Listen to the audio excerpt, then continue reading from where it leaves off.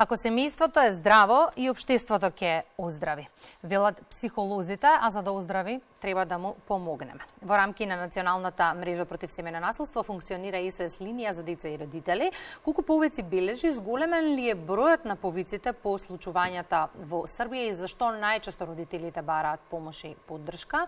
Тема на која што зборуваме со психолог Фрстина Ивановска од Националната мрежа. Добро утро и добре ни дојдовте. Добро утро. Години, Фрстина, работите со семејства кои што се распаѓаат како последица на семејното насилство. Сте видели и слушнале се, па од искуството низ годиниве. Ни функционира ли семејството? Имаме ли функционална општествена клетка? Тешко да се одговори нели како да или како не.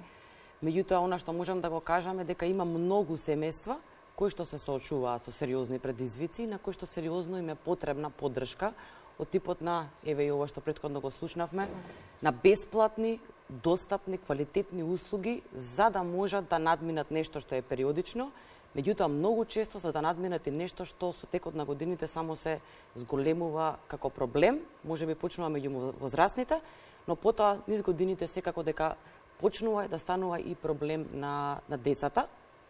И потоа тоа се одразува и во училиште, и во градинка, и на улица, и како што нели можевме да бидеме сведоци на она што се случуваше во Србија, да еден ден се изненадиме, се шокираме и почнеме да бараме помош кога можеби веќе е доцна. Каде ни се губи семејството по пат? Кои се оние фактори кои што низ годиниве влијаеа за и ние како родители да потфрлиме и да не знаеме никако како да се вратиме на вистинскиот пат? Мислам дека генерациите на родители нели низ она што го минале како нивно лично искуство и како нивен тип на родителствување сега се менува, па се обидуваат да се адаптираат на она што е ново, на она што е брзо. Мислам дека електронските медиуми сериозно влијаат на тоа што го имаме како секојдневие. Нели едно е дека родителите се борат уполно да воспостават некакви правила, меѓутоа од друга страна ние како возрастни даваме друг пример бидејќи постојано сме со нешто што го одвлекува вниманието и фокусот од тоа да, значи родителите многу често се борат да имаат 5-10 минути активно и посветено внимание со деца. Понатаму би рекла дека е тоа таа економска криза која што секако изминативе години сериозно влијае на основните екзистенцијални прашања и не знам, недостатокот постојано од некакви услуги кои што не може да бидат само едни и да се воспостават и толку, него постојано треба да следиме што ново ни треба и како да го одржиме она што го имаме. Му стана ли на светот побитна заработувачката од вредностите? Не знам дали му е побитна, меѓутоа неопходна е за да се преживее и гледам дека во таа борба помеѓу неопходност и нели време слободно, некако многу тешко луѓето ја менаџираат кога е доволно, кога не е доволно, а кога веќе работиме, а губиме од квалитетна релација. Причината поради која што ве повикавме во студиото е уште еднаш да говориме за линијата за родители и деца, која што чинам долго време функционира, меѓутоа некако се актуализираше и деновиве, особено по случувањата во Србија. Каков тим на професионалци се на располагање на Тоа се 7 оператори, психолози, кои што претходно имаат едукација, кои што беа обучени пред да почнат, континуирано се едуцираат и најверојатно добиваат супервизија, затоа што нели кога се бесплатни услугите, најчесто не се внимава многу што им се нуди на луѓето. Меѓутоа ние се трудиме на вистина тоа што е дадено како услуга да видиме дали е соодветно, дали е на место и постојано да сме во проверка дали помагаме на оние кои што ги бараат нашите услуги, така да во тој дел јас сум навистина задоволна од тоа колку се посветени и колку се мотивирани да помогнат операторите кои што работат на линијата. Расте ли бројот на повици по неодамнишните случувања во соседството? Бројот на повици од прилика ист, меѓутоа се јавуваат неколку повици кои што покажуваат дека постои загриженост кај родителите, а тоа е одредени однесување кај децата, дали нели се загрижувачки, дали се психопатски, за да се преиспитаат и нели навремено да реагираат. Родителите се исплашени и загрижени. Од една страна загрижени како да ги заштитат своите деца во училишните средини, каде што нели не може да имаат контрола, и од друга страна некои однесувања кај нивните деца, дали постои простор за загриженост и колку да бидат загрижени. Многу е жално што зборувавме и пред малку со претходната гостинка во студиото 3, што ваков настан требаше да се случи за да не поттикне повторно гласно да говориме за тоа што е неопходно, што е приоритет и на што треба да се фокусираме. Одржувањето на семејството и враќањето на неговата функционалност е нешто за што вие психолозите одамна алармирате, но ни бега од контрола глобално. Не е само проблем овде наши и регионален.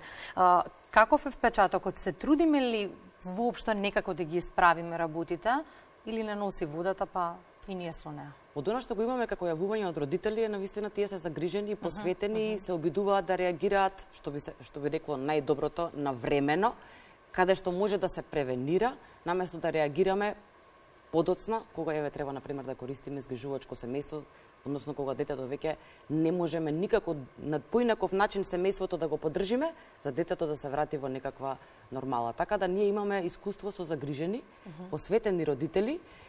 На поголемиот дел од оние што се јавуваат се обидуваме да им одговориме на тоа што име предизвиква моментот, меѓутоа на дел од нив е потребна посериозна поддршка, подолготрајно третирање од повеќе институции. За жал голем е и бројот на деца, споменав и во најавата, кои што трпат одредени последици поради семејно насилство. Што верат податоците на Националната мрежа за семејно насилство? Колкав е бројот на последниот период на жртви кои пријавуваат насилство? Бројот е ист, нема некоја голема промена во бројките, би рекла, значи тоа се околу 20-30 случаеви негдека месечно, кои што некои се активни, некои се нови. Меѓутоа, бројките затоа јас никогаш не ми биле толку важни, мене ми е битно колку бројки имаме на жени, односно на семејства, кај што сме пружиле поддршка и каде што ситуацијата е променета на подобро, што за жал не може веднаш да се види, потребно е време за да ние поддржуваме, даваме, значи, правна помош, психолошка помош, финансиска помош, помош во однос на домувањето, за да можеме да видиме после некое време резултат. Сега, добро е дека постои тенденција на отварање на повеќе услуги низ целата Македонија и тоа е многу добар, нели, напредок, меѓутоа од друга страна се уште се бориме со одредена одржливост и она што јас цело време го сметам како битно, да се задржи квалитетот на тоа што веќе го имаме како услуга. Ке се надоврзам на ова што го споминавте, и државата прави некакви придвижувања во позитивен контекст во целата оваа приказна со најразлични услуги во однос на поддршка и заштита на жртвите на семејно насилство. Дали тоа ги поттикнува истите да пријавуваат? Па дава некоја поголема, да речам, видливост на проблемот и така да веќе имаме повеќе жени кои што се охрабруваат, се обидуваат да не, па дури некогаш деца, некогаш и децата се тие кои што веќе ако долго време се во тоа насилство, пораснале во насилството, веќе самите тие се обидуваат сега да бараат спас за семејството. Значи некогаш и децата ја водат битката за излез. Кога ги споминавте децата, во какви личности израснуваат децата кои што сведочеле и растеле со семејно насилство? Секој дете, какви се искуствата? Да. Па искуствата се различни, нели? Со тоа што не е само одговорноста на семејството, нели? Фокусот семејството, сите имаме одговорност. Одговорност имаат и училиштата, одговорност имаме и ние како психолози, како професионалци и би рекла дека каде што сме успеале да ги надградиме или да ги нахраниме малку капацитетите на исцрпениот родител кој што се справувал со насилство, за да може да повторно се изгради релацијата родител-дете, или каде што ние како систем добро сме изреагирале, сме ја амортизирале колку што можеле таа траума кај детето. Некогаш успеваме, некогаш не успеваме. Меѓутоа, некогаш децата имаат чудо од капацитети, па и покрај сите недостатоци, нели, кои што ги имаат во секојдневието, да, како што ви кажав, примери да тие понатаму ја водат битката за да ги спасат мајката, брачињата, сестричките, меѓутоа еден ден и да се вклучат во нашите услуги и да помагаат на други семејства. Линијата за која што зборуваме, добро е да има и да постои, но треба да биде само дополнување на веќе организиран и функционален систем кој, за жал, ако сме искрени и реални, ќе кажеме дека го немаме. Периодов на големо се зборува и за промените кои што треба да се направат во контекст на работата со младите и градењето на здрави генерации. Што според вас треба да се стави во фокусот? Што треба да биде најприоритетно во моментов? Па ние како ресурси треба да, пак ќе кажам, треба да имаме палета на ресурси. Не може се да се темели на едно советувалиште или се да се темели на една линија за родители. Треба да имаме навистина за децата различни можности. Не се сите деца кои што треба да им се надминува некаква траума, на некои им треба можност да се развиваат во одредена насока, меѓутоа еве родителите немаат можност или па воопшто нема такви услуги. Така да мислам дека колку повеќе можности за децата во училиштата и вон училиштата да поминуваат некакво време и да учат некакви здрави работи, би рекла најбитното за децата е многу значајно да уживаат и да се забавуваат, да не го заборавиме тоа, меѓутоа не целата таа забава да се сведе на екраните. Мислам дека тоа е многу важно нешто. Имате чувство дека на општеството му е грижа какви генерации ќе добиеме во моментов? Не сум тешко да го одговорам, меѓутоа можам да кажам да... Еве ќе го преформулирам. Постои ли кај вас дополнителен страв како вашето дете ќе расте, во какво општество? Секако дека постои страв, меѓутоа, гледајќи ги професионалците со кои што јас соработувам и посветените колеги, некако верувам дека што и да се случи, ќе има начин како да излеземе од некоја потешкотија. Доза оптимизам ми внесовте, Фросина, и благодарна сум за тоа, бидејќи имаме наплив на непријатни информации веќе извесен период, не само по случување во Србија. Некако откако почна ковид пандемијата, заборавивме да се радуваме на убавите работи, она што го имавме како позитивна, го некако системски почнавме самите да го уништуваме, па се надевам дека полека на сигурно ќе почнеме да мислиме на себе, да се грижиме за себе и за она што го имаме како капитал, тоа е семејството. Благодарам за гостувањето во Македонија на утре. Благодарам те.